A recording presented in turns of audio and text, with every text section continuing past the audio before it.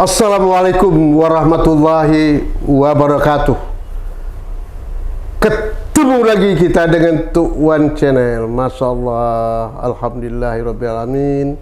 Wassalatu wassalamu ala asrafil anbiya wal mursalin wa ala alihi wa sahbihi ajma'in. Amma ba'du. Jinci tuan-tuan dan puan-puan sekalian, kita tetap akses Tuk Wan Channel pada bulan Ramadan ini menyampaikan materi-materi ceramah yang sangat menarik yang perlu kita pecahkan bersama. Pada sore hari ini kita ingin menggali persoalan-persoalan umat kita. Cincin tuan-tuan dan puan-puan, walaupun Tuk Wan Channel dalam suasana bulan puasa Ramadan ini tetap akses berbuat untuk kepentingan umat dan tentu diharapkan dukungan di semua pihak. Tolong di-sharekan, komen dan subscribe. Cincin tuan-tuan dan puan-puan sekalian, sore hari ini saya mengundang salah seorang tokoh di Riau ini, yang beliau juga sebagai ketua organisasi yang cukup besar di Provinsi Riau ini, yaitu Ketua Muhammadiyah Wilayah Riau. Saya mengundang beliau untuk berbincang-bincang pada sore hari ini tentang problematik umat sekarang. Ini perlu kita kaji. Apa sebab umat Islam kok begini? Islam mengatakan Islam itu tinggi, ya, tinggi nilainya. Al-Islam ya'lu wala yu'lai. Tapi mengapa umat Islam itu lemah? Ini menjadi problem sekarang ini, saudara sekalian. Oleh kerana itu bulan puasa Ramadan mari kita pecahkan bersama ini. Kita tanya pada pakar ini, apa sebab umat Islam ini lemah? Pertama, saya nilai kelemahan umat Islam soal iman mereka dalam pertanyaan keyakinan mereka kepada Allah itu bagaimana.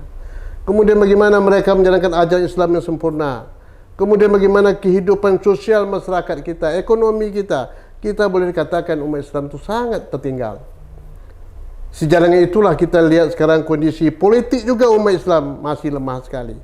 Coba kita lihat dalam pemilu kemarin, umat Islam terpecah belah. Ini salah satu faktor kelemahan umat Islam itu sendiri. Sedangkan kita di Indonesia ini, umat Islam itu hampir mencapai 89% lebih. Tapi mengapa kondisi umat kita tidak bisa menentukan di Indonesia ini, di Republik yang tercinta ini? Sedangkan memproklamirkan Indonesia ini adalah tokoh-tokoh Islam dahulunya. Tapi sekarang yang berbuat, yang menikmati siapa?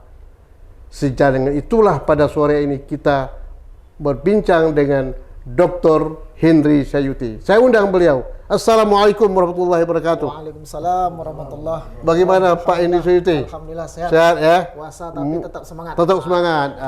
Ini betul Pak Henry. Jadi puasa bukan membawa kita itu lemah dan banyak istirahat, tidak boleh ya. Puasa itu menimbulkan energi untuk berbuat banyak, beramal dalam rangka untuk meningkatkan ibadah kita kepada Allah SWT. Nah, sekarang mari kita masuk acara ini. Pak Henry Sayuti, ya Pak Wan. sebagaimana saya katakan tadi tentang problematik umat kita ini, Pak. Ini kira-kira menurut pandangan Bapak bagaimana caranya ke depan ini umat Islam ini betul-betul eksis, Pak, dalam menentukan segala hal. Baik di segi ketaatan mereka yang dikatakan kesolehan individu dia ya, tetapi ia berkaitan juga kesolehan sosial, termasuk ekonomi, politik. Ini nampak saya politik pun sudah menjadi suatu dagangan ini. Sedang Islam jelas kan politik itu siasat membawa suatu hikmah, membawa kesejahteraan. Tapi kenyataannya hanya kepentingan pribadi itu. Begitu juga ekonomi sekarang dikuasai oleh orang lain gitu. Ya enggak? Di samping ibadah kita juga mungkin belum sempurna. Jadi kesimpulan saya pendapat Pak Henry, umat Islam belum menjalankan Islam secara sempurna. Nah, bagaimana pandang Pak Henry Sayuti ini? Itu kata-katanya itu ya. Umat Islam belum menyempurnakan, belum sempurna dalam melaksanakan agamanya. Saya setuju Pak Wan, karena memang ini problem utama kita sekarang ini adalah bahwa ternyata kuantitas kita banyaknya secara demografi kita, tetapi itu tidak menjamin penentu atau kualitas umat ini. Berarti ada sesuatu yang perlu kita benahi dari umat ini. Ya, salah satu caranya yaitu orientasi hidup mereka. Karena kalau kita coba ingin kembalikan dulu ke Nabi tentunya ya, di zaman Nabi ya, selagi umat ini targetnya jangka pendek, kemudian terlalu hiruk pikuk terhadap problematika yang kekinian, ya dalam artian orientasinya jangka pendek dan melupakan jangka panjang, ya inilah awal malapetaka dari umat ini. Itu yang namanya penyakit al-wahan itu ya. Al-wahan artinya orientasinya pendek, hubbud dunia dalam bahasa nabinya itu kan, terlalu semuanya serba duniawi.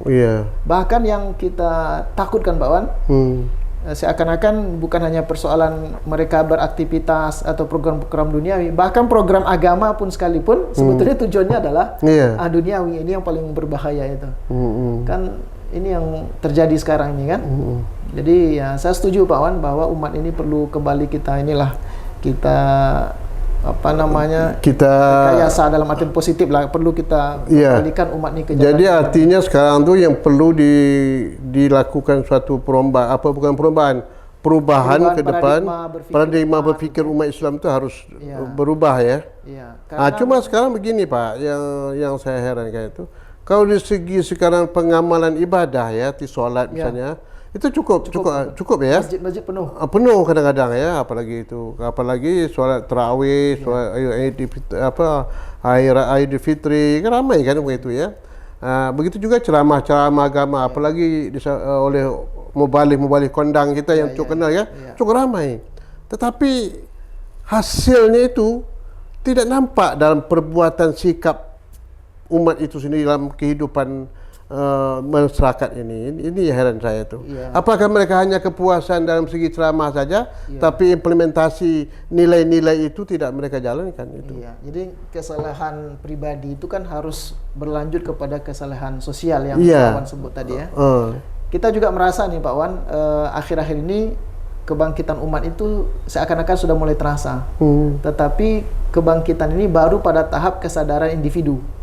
Belum lagi menjadi sebuah kesadaran kolektif yang akan menentukan arah sebuah masyarakat, apalagi arah sebuah bangsa. Pak Wan tadi sebutkan masjid sudah mulai penuh. Artinya kehausan spiritual sudah mulai orang sekarang sadar. Kajian-kajian sudah mulai semarak lagi, terutama di tempat kita ini kan, masjid-masjid sudah mulai dibenahi. Sebetulnya ini ada apa nih Pak Wan, ada sebuah tesis, artinya ada sebuah pernyataan yang perlu kita sampaikan di sini.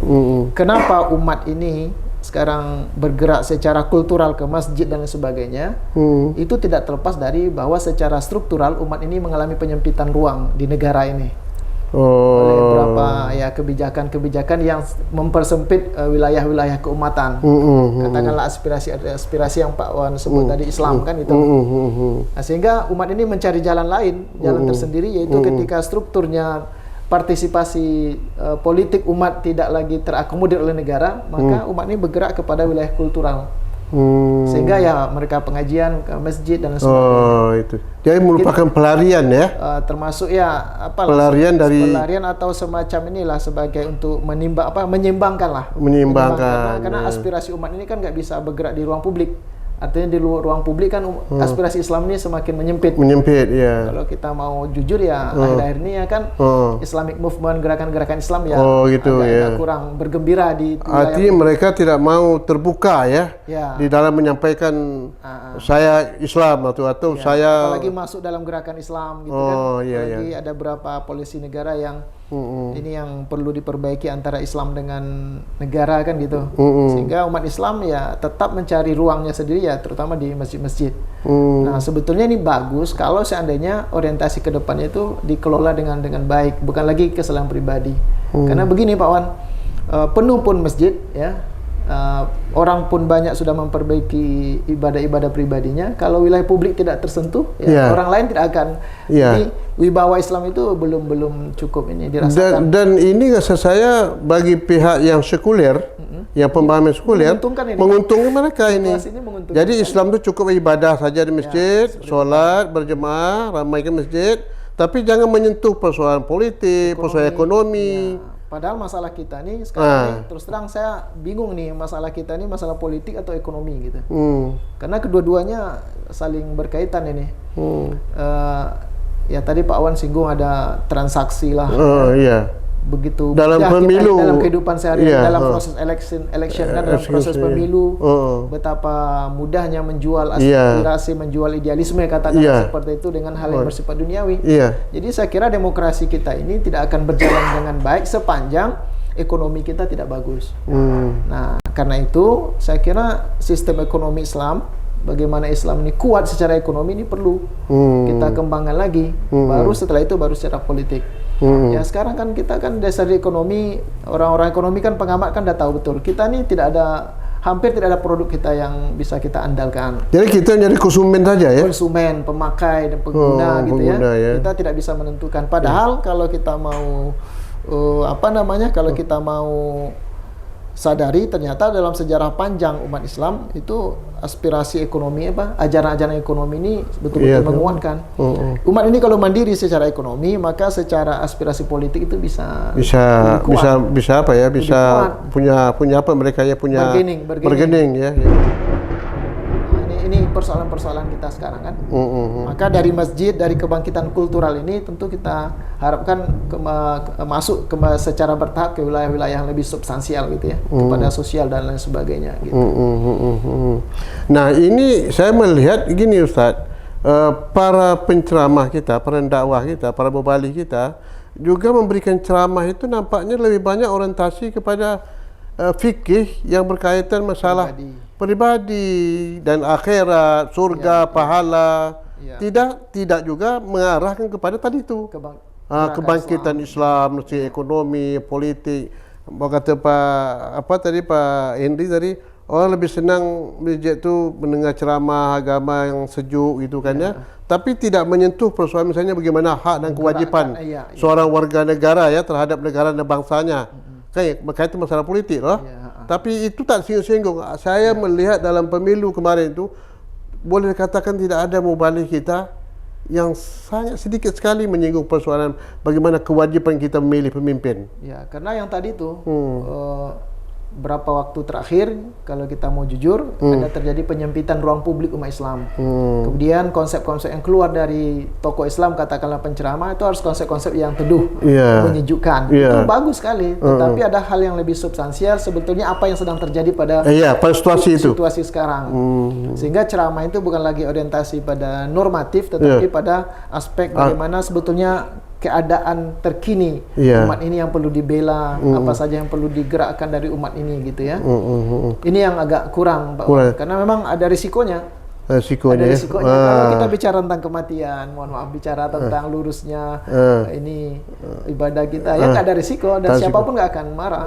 Tetapi kalau Pak Wan sudah menyinggung tentang bagaimana menjadi pemimpin kontribusi kita terhadap kebangsaan kita, gimana posisi ini kebijakan negara terhadap umat Islam ini kan tentu ada bicara kekinian, bicara data, dan ini kan tidak mudah gitu bagi seorang tokoh agama gitu ya.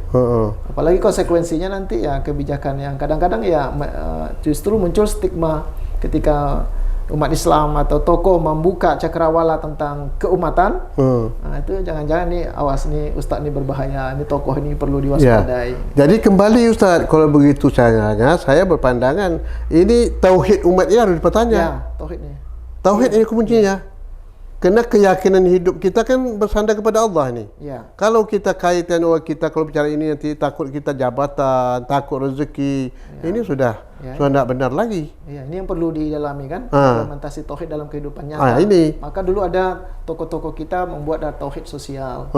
Jadi tauhid itu ketika lurus ke atas dengan Allah Taala, tegak lurus bersama tauhid. Ya tentu dia juga mengejawantah dalam kehidupan sosial. Maka tokoh-tokoh perjuangan dulu itu kan ya keyakinan mereka tinggi ya. Sehingga ya konstelasi bagi mereka ini adalah lapangan untuk berjuang.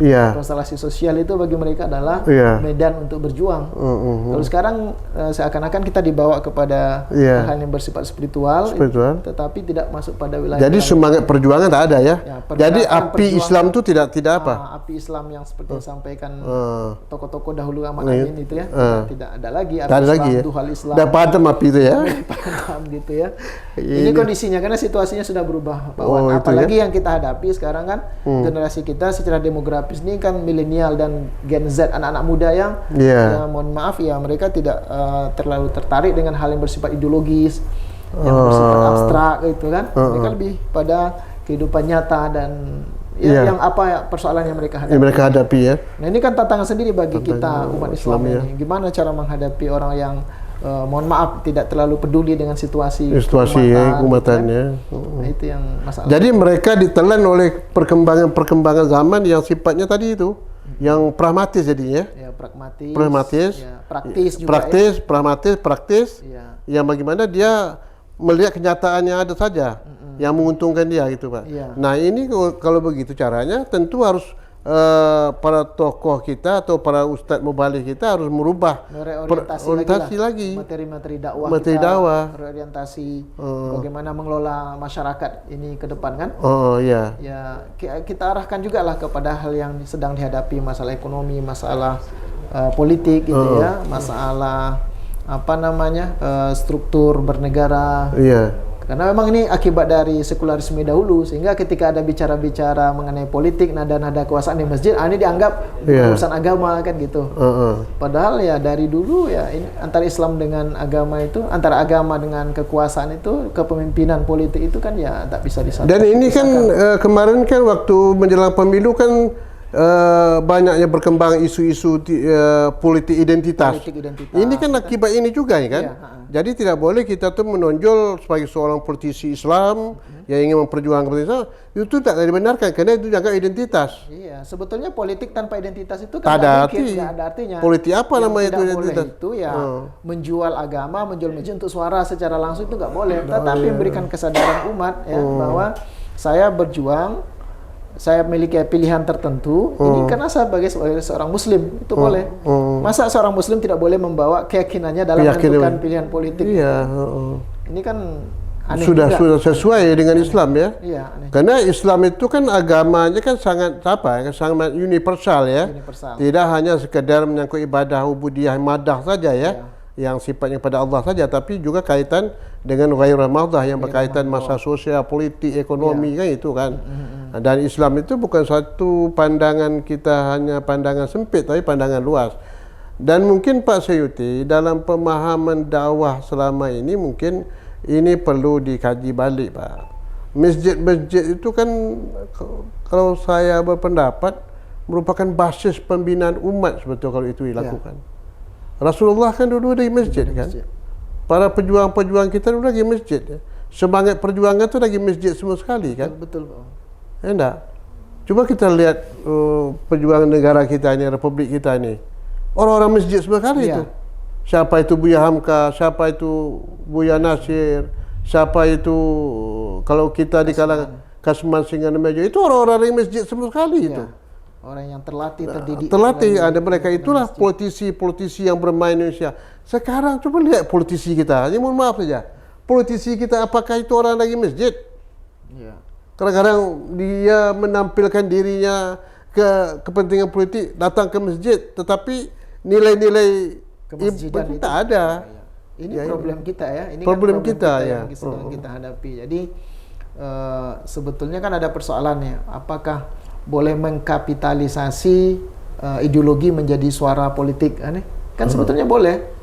Boleh, artinya suara-suara umat Islam ya, katakanlah kelompok Islam ini kan boleh mereka salurkan secara bebas gitu ya.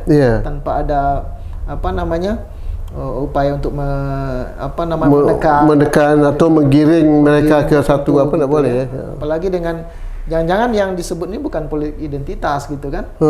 Sebetulnya kalau itu tadi, kalau politik tanpa identitas itu tanpa ideologi. Apa ideologinya? Karena ada yang sesuatu yang perjuangkan. Nah itu tadi itu jadi politik yang pragmatis tadi itu. Pragmatis gitu ya. Ya tidak punya suatu tak punya satu tanggung jawab dia. Ideologi yang dia perjuangkan itu apa itu? Maka kita perlu perlu melakukan orientasi kembali lah. Jadi, wacana-wacana kemudian bahan-bahan kajian katakanlah dakwah ini harus yang memajukan umat. Itu ya. Bukan untuk membuat umat ini stagnan dan puas secara personal tetapi harus menggerakkan umat dan ini mengerti orientasi masa depan. Jadi orientasi Islam ke depan ini adalah yang mengerti tentang kondisi sekarang dan apa yang ke depan dengan pondasi tauhid yang lurus. Itu ya. Dengan pondasi tauhid yang lurus, tetapi yang dihadapi umat ini adalah persoalan kekinian dan masa depan, bukan masalah yang lalu. Jadi isu-isu ini semuanya sebagai umat Islam kita menyadar memang Islam itu kan memberikan rahmatan lil alamin kan pada masyarakat. Itu bagaimana mengimplementasikan nilai-nilai rahmatan lil alamin itu tentu individu muslim. Nah, individu muslim itu sendiri tidak mencerminkan itu gitu. Jadi ya menurut pendapat saya itu memang ajaran Islam ini yang dikatakan Islam ya'lu wala yu'la itu tidak nampak dalam wujud perbuatan umat Islam sendiri gitu.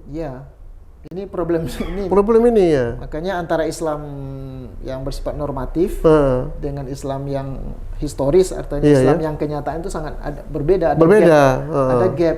Coba yang kita aneh kemarin itu mereka taat ya. Mohon maaf ini terpaksa disampaikan juga lah. Mereka rajin ke masjid. Kemudian mereka senang mendengar kajian. Tetapi begitu hal-hal tertentu bersifat dengan katakanlah proses election pemilu kemarin itu ya mereka bisa saja dengan mudah untuk menjual, mohon maaf, untuk menukar, untuk melakukan transaksional dari dari calon-calon tertentu itu bersifat materi, bisa saja merubah mereka secara pribadi soleh itu. Betul. Mereka datang ke masjid, tetapi untuk hal tertentu mereka nggak kuasa untuk menolak hal itu. Ketika kita lihat ya ternyata persoalannya adalah persoalan ekonomi. Sehingga kesolehan individunya harus kita ikuti dengan fundamental ekonomi. Selagi ekonomi umat di bermasalah, mereka akan menjadi buih dan tidak mengerti apa-apa, sehingga mereka selalu ditentukan. Jadi betul kata hadis Rasulullah kefakiran itu ini berbahaya sekali. Kefakiran ini kan bisa saja membuat orang terjerumus kan gitu. Terjerumus pada hal-hal yang karena itu materi-materi di masjid sebetulnya penguatan iman, kemudian penguatan ekonomi sehingga secara politik nanti umat ini bisa kuat, lebih kuat gitu kan. Politik dalam artian bukan hanya politik kekuasaan, tapi mereka mengerti apa yang sedang terjadi di negara ini, apa kontribusi mereka terhadap negara, dan jangan sampai apolitis, tidak mengerti apa-apa gitu kan, seakan-akan persoalan publik ini ya bukan urusan saya, tapi urusan ini duniawi semata. Ini berbahaya. Karena ini pandangan masyarakat itu ini yang merusak juga kan. Saya ini perlu ke depan ini kita kaji, masyarakat ini harus merubah cara mereka dalam memahami agama ya. Mereka tuh menganggap politik itu tak ada itu politik, yang penting buat kami berisi. Nah, timbul masalah kalau memilih pemimpin tuh mereka siapa yang mengasih istilahnya tuh siapa yang mengasih uang ya itu kami pilih. Mereka nggak tahu kan, sudah memilih pemimpin itu tanggung jawabnya kan dunia akhirat. Itu tak mereka sadarkan. Tak mereka sadarkan. Nah, ini problem ini kan saya Pak Hendy Sayuti juga peran daripada organisasi Islam. Ini saya lihat nampak saya agak lemah juga Pak. Jadi kami masjid tadi, ormas-ormas Islam pun kadang-kadang sibuk dengan amalnya sendiri juga gitu. Jadi apalagi Pak Wan sebut ormas ya, tentu saya sebagai sebagai mewakili organisasi atau organisasi Muhammadiyah gitu ya. Ya tentu Muhammadiyah itu kan juga punya peran. Nah, cuma sekarang ini tadi baik di ormas maupun di masjid maupun di umat ini kita menghadapi hal-hal yang sama ya. Bukan berarti ormas ini sudah selesai juga dengan dirinya, kan ada juga beberapa dinamika di internal dalam menentukan hal-hal yang terkait dengan kekuasaan politik gitu ya. Yang ya umumnya anak-anak muda itu punya cara pikir politik yang berbeda dengan yang generasi yang lebih tua gitu ya. Sementara orang tua merasa ini politiknya sangat ideologis, orientasinya ya ini bukan hanya sekedar proses memilih, tapi ini dia bertanggung jawabkan besok. Nah, kalau anak muda logika bukan itu, siapa yang mendapatkan ini? Jadi mereka lebih bicara tentang kemungkinan-kemungkinan. Mereka lebih kuat di kemungkinan-kemungkinan, dan apakah kita siap untuk bertahan di luar kekuasaan atau ingin bersama kekuasaan. Ternyata ya umumnya kecenderungan orang kan lebih mau bersama kekuasaan. Di ormas juga terjadi dinamika internal seperti ini yang tetapi syukurlah alhamdulillah Muhammadiyah secara kelembagaan tetap terjaga. Kita tidak masuk kepada salah satu kekuatan politik praktis lah ya. Politisnya politik tinggi lah ya. High politik. Dan sekarang kita menjaga kedekatan yang sama dengan kekuatan politik. Karena kalau bertahan dengan tidak tidak berpartisipasi juga, nanti ormas ini dikucilkan juga. Tapi saya kritik juga Pak Hendy ini kebetulan Muhammadiyah ini, saya ini kan orang Muhammadiyah tapi kan di luar pagar sekarang kan ya. Tapi tokoh-tokoh Muhammadiyah atau kader-kader Muhammadiyah ataupun ini di kalangan generasi muda Muhammadiyah kan juga kurang berperan juga nampak saya Pak. Orang lain yang ikut berperan nampak saya. Ya ini. Nah ini satu hal yang perlu kita analisa juga apa sebabnya. Kalau begitu juga di kalangan NU ya, walaupun NU itu terus terang saja memang mereka itu mayoritas ya, tetapi dalam segi keseimbangan politik mereka lebih dominan juga. Ya. Kalau dibandingkan Muhammadiyah. Ya. Sebetulnya kalau NU dan Muhammadiyah ini bersatu ini, ya, bagus sekali. Allah besar. Ini konfigurasi yang bagus sekali. Ini. Cuma memang selama ini yang disampaikan oleh Pak Wan itu betul itu. Kesannya ya kalau teman-teman lain lebih maju dalam hal bersifat politik kekuasaan gitu ya.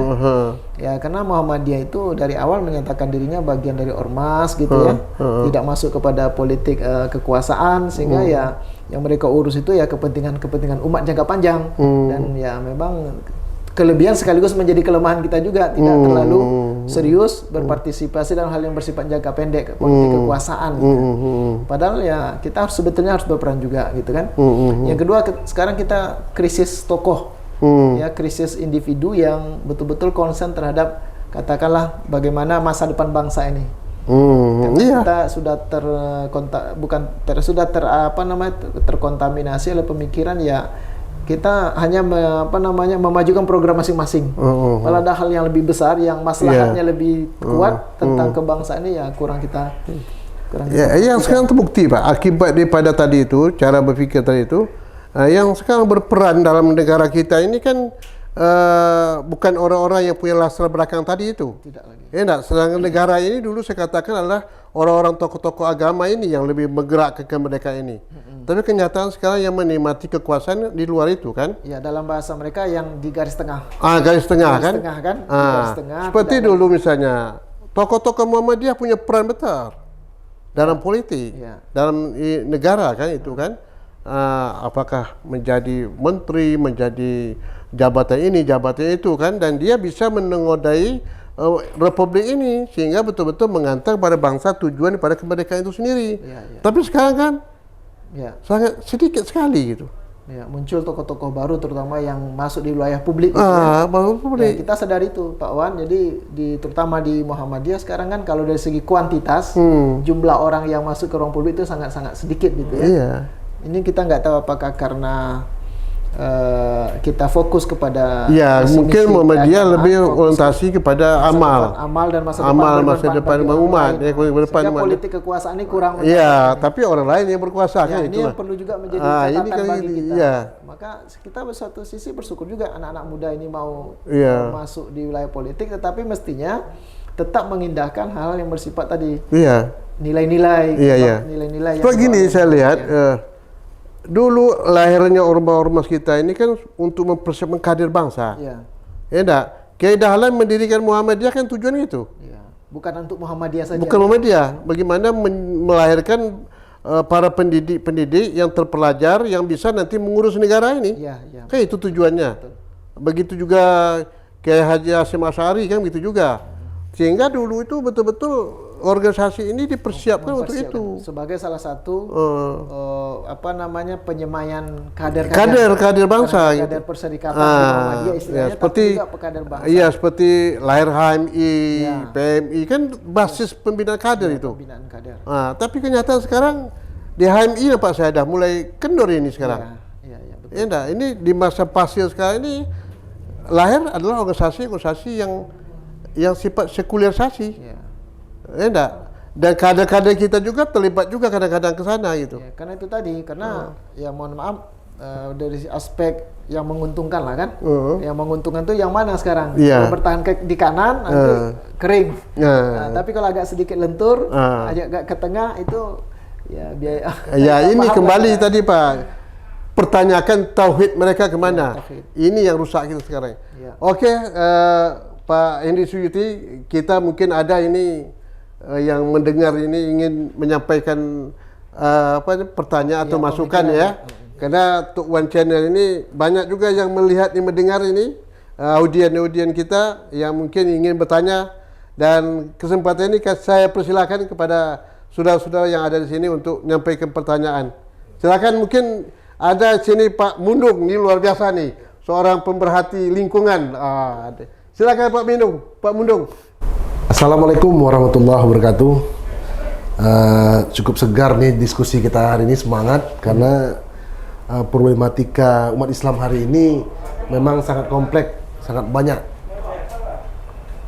Tadi sudah diterangkan oleh Dr. Henry Sayuti tadi, Ketua PW Muhammadiyah, Tuan ya, problem iman, problem pemahaman terhadap Islam tadi kan, kemudian problematik politik, ekonomi. Jadi harusnya kan sepak terjang dia sehari-hari itu gerakan politik Islam, gitu, bukan menggunakan Islam dalam politik gitu kan. Nah, orang kan cenderung begitu sekarang kan. Nah ini yang menurut saya tadi sudah diterangkan juga soal ekonomi. Koni umat Rasulullah pernah nerangkan kekufuran itu membawa kekafiran. Jadi kufur orang karena dia fakir. Nah itu tadi kan sudah diapakan. Tapi yang tak kalah penting itu yang kelima itu soal dakwah tadi yang pernah disampaikan. Yang keenam tadi hampir tersampaikan tapi udah mulai terkuat tuh soal ukhuwah tadi, soal keumatan, ukhuwah, kepersaudaraan kita. Muhammadiyah kok nggak bisa nih gabung sama ini ada pengkotak-kotakan itu. Jadi kekuatan Islam itu memang terpecah belah juga gitu kan. Ditambah lagi kaum milenial nggak paham Islam yang soal keimanan mereka, pemahaman hadis dan Al-Quran itu ini juga. Jadi ada 6 problematika umat Islam yang besar kita sampaikan di petang hari ini. Menurut saya yang terbesar itu soal itu tadi kan, ukhuwah dan dakwah itu. Jadi sedikit ada seperti Muhammadiyah mencetak para dai-dai, tapi dai-dai yang masih sedikit jumlahnya dan kualitasnya juga masih bisa kita masih kurang kualitas dai kita terhadap gerakan-gerakan Islam ini atau pemahaman sejarah Islam gitu kan. Mungkin itu menurut saya yang menjadi tambahan, dan ini mudah-mudahan besok Tuan membicarakan soal satu persatu itu. Soal dakwah apa masalahnya, soal ukhuwah tadi, persaudaraan kita apa masalah. Rame masjid, tapi kok aku tidak mau masjid itu tidak pakai bismillah tuh. Umpama ada loh terjadi. Masih ada ya. Itu kan rame. Apalagi tarawih sekarang ya. Nah, kami di masjid Ana karena hanya cepat dia, ustadznya, imamnya, kemudian pendek-pendek ayatnya. Padahal pemahaman Islam secara dakwah kita harusnya ke sana kan arahnya. Jadi sekali lagi ini menurut saya yang paling penting lagi problema politik tadi, tidak mau menggunakan politik Islam dalam sepak terjang politiknya. Cenderung menggunakan saya ini Islam tapi dia dimain-mainkannya, memainkan ayat, kadang-kadang ini dimasukkan ayat ini untuk kepentingan politik dia. Padahal enggak, sepak terjang dia, hari-hari dia adalah gerakan Islam mestinya gitu kan. Itu tadi mungkin Rifki lebih tegas lagi tadi, ada masalah keumatan tadi kan. Saya nambahkan itu, saya melihat ketegasan kita tentang problematik politik itu. Kita tidak menggunakan perjuangan atau menggunakan politik Islam dalam sepak terjang hari-hari politik kita. Justru menggunakan Islam, komoditas politik. Oh ini boleh nih, ini enggak, ini gitu-gitu ya. Itu menurut saya itu bisa tambahan nanti oleh. Boleh. Terima kasih Pak Mundung, nih cukup pertanyaan cukup tajam sekali ya. Dengan Pak Henry Sayuti, nanti kita minta bagaimana pemikiran beliau. Dan sebelum itu kami persilakan ada lagi audien yaitu Ananda kita Rifki. Baik, Assalamualaikum warahmatullahi wabarakatuh. Gini Pak Wan dan Pak Henry, singkat aja. Tadi kalau dinamika politik keumatan gitu, Islam gitu ya, dalam fenomena yang terakhir kita lihat, terutama untuk Gen Z, Gen milenial, maupun masyarakat umum lah pada umumnya. Benar kalau ketika Islam dijadikan komoditas politik tentu berbeda caranya. Hanya untuk menjadikan Islam komoditas politik untuk meraup suara ya, sehingga anak-anak muda tentu cenderung jadi antipati, ini ngapa sih kok bawa-bawa Islam gitu. Jadi ketika ada kampanye yang bawa-bawa Islam, jadi mereka antipati gitu. Ini kok ngomongin bawa-bawaan Islam, kok bawa-bawa politik identitas, bahkan politik identitas yang maknanya bisa lebih luas dipersempit menjadi politik identitas itu sama dengan agama, sama dengan Islam kayak gitu kan. Jadi kesannya itu menjadi horor gitu bagi mereka gitu, ketakutan gitu.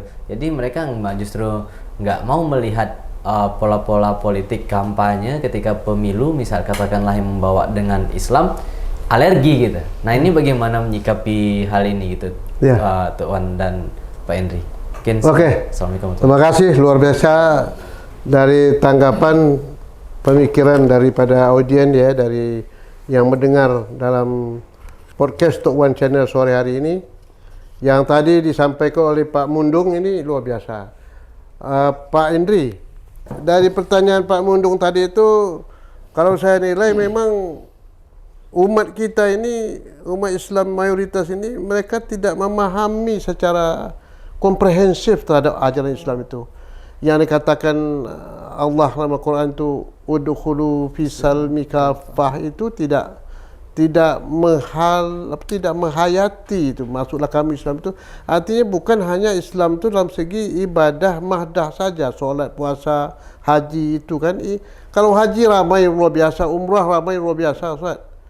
Tapi dalam menghayati Islam yang sebenarnya yang kafah itu, baik segi sosial, politik, ekonomi. Ya, tadi dikatakan yang menyangkut masalah ukhuwah Islamiyah kan. Memang ya rasa ukhuwah itu sangat tipis sekali ya. Ini kelompok ini. Salah satu kekuatan Islam itu pada ukhuwah Islamiyah.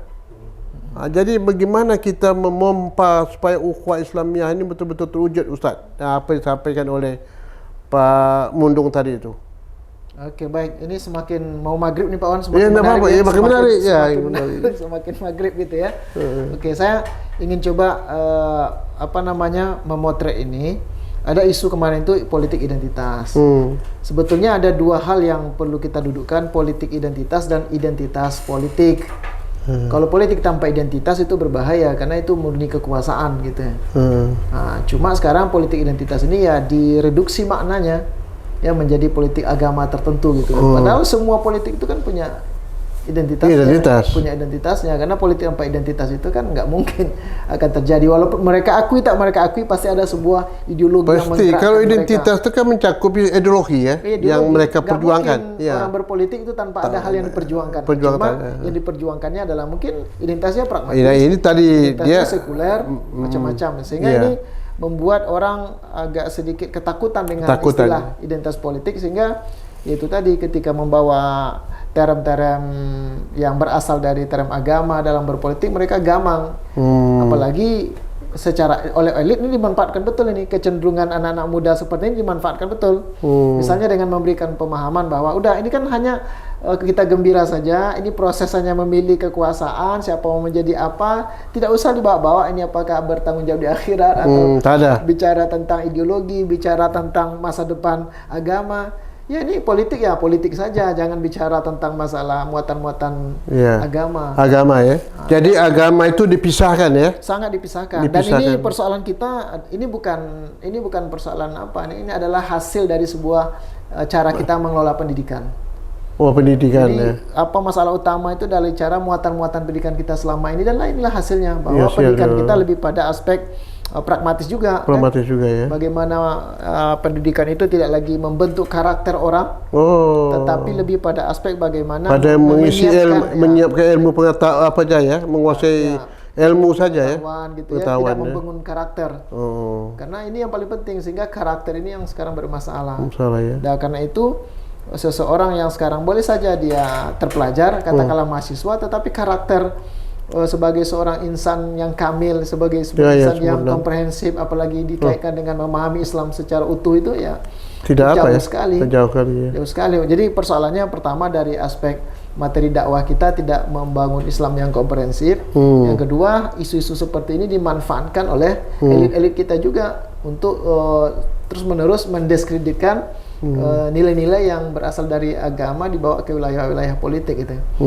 Itu kan sah saja, kalau politik tidak punya identitas kan berbahaya.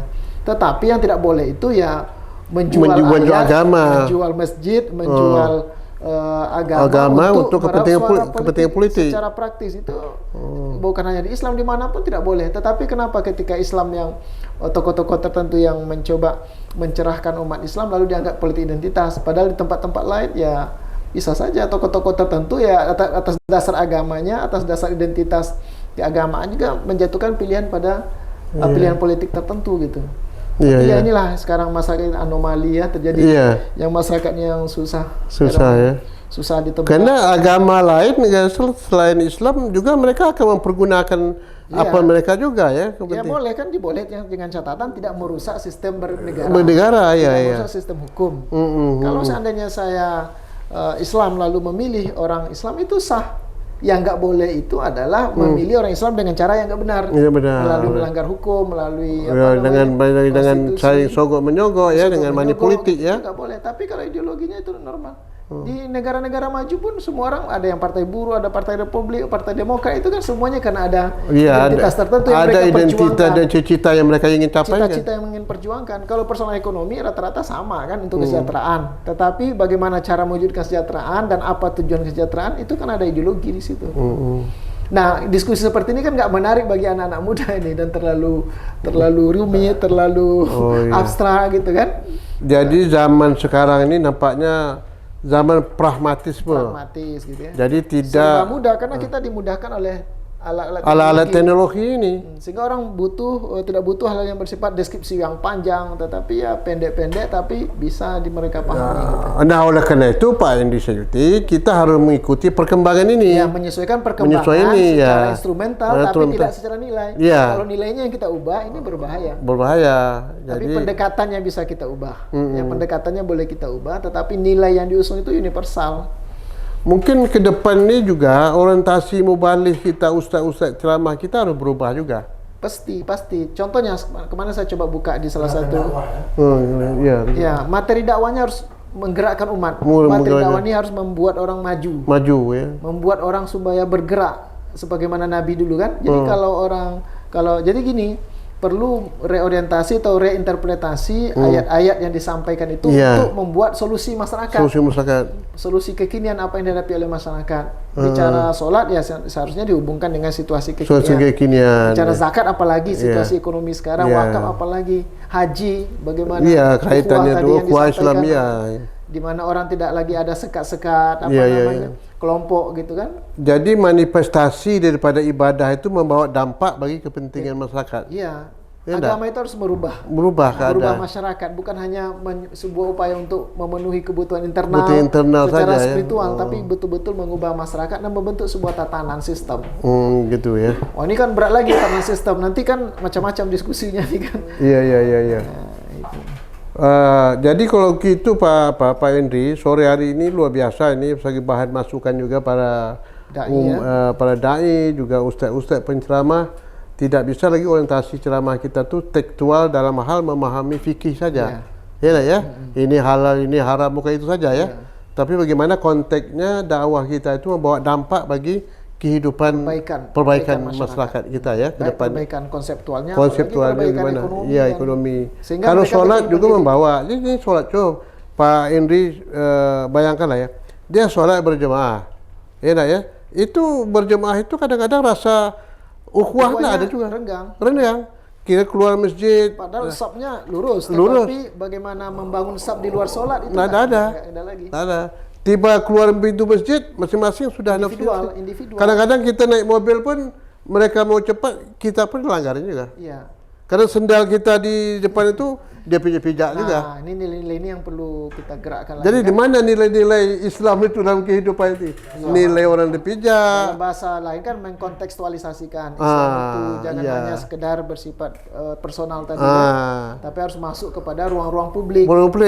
Misalnya ramah tamah ya. orang Misalnya assalamualaikum, jumpa kawan itu ada. Begitu assalamualaikum salam, waktu menyampaikan salam ini mereka berzikir sebentar keluar. Tak ada hubungan lagi sama sekali. Padahal kan kalau kita mampu berjamaah dalam sholat, mestinya dalam mengelola umat ini kita juga berjamaah. Nah ini berat, ini paling berat nih kan, bersatu ketika sholat, tetapi bercerai-berai di luar sholat. Ini luar biasa pada sore hari ini. Ini bukti cerminan kondisi umat kita pada hari ini. Jadi Islam belum kita amalkan dengan sebenarnya. Islam baru kita sifatnya individual dalam ibadah. Sholat, haji, hanya itu saja, tapi tidak membawa dampak bagi kepentingan masyarakat secara luas. Nah, buktinya apa sekarang? Kita dimakan orang. Ya enggak? Yang dikatakan dari umat Islam ini banyak, tapi banyak seperti buih. Ya, tidak bisa menentukan. Karena kita tidak mempunyai suatu identitas yang jelas bagi orang Islam. Terombang-ambing jadinya kita ini. Oleh karena itu mari kita sekali lagi tuan-tuan, kerana ini menjelang berbuka puasa, kami cukupkan demikian saja diskusi kita pada sore hari ini yang sangat menarik. Dan sekali lagi mari kita rubah pemahaman kita, bukan merubah pahamkan, bagaimana mempertajam pemahaman Islam kita tu dalam konteks kekinian, sehingga kita betul-betul menjadi umat yang diperhitungkan ke depan ini. Terima kasih encik tuan-tuan, tapi jangan lupa di share, komen dan subscribe. Yang penting kita tetap akses dengan Tok Wan Channel. Allahu Akbar. Assalamualaikum warahmatullahi wabarakatuh. Waalaikumsalam warahmatullahi wabarakatuh. Luar biasa.